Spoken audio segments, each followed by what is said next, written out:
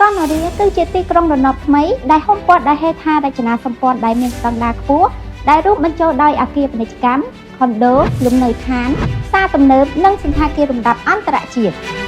ថ្ងៃនេះផងដែរនាងខ្ញុំសូមណែនាំអគារពាណិជ្ជកម្មមួយកន្លែងស្ថិតនៅលើផ្លូវធំលក្ខខណ្ឌបង់ប្រាក់មានភាពងាយស្រួលនិងបត់បែនទៅតាមតម្រូវការរបស់អតិថិជន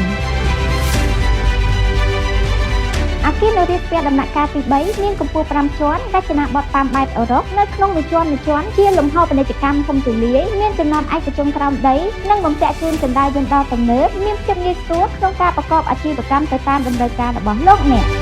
ដូច្នេះប្រសិនបងជាម្ចាស់អាជីវកម្មដែលមានតម្រូវការចង់បើកឬពង្រីកអាជីវកម្មរបស់ខ្លួន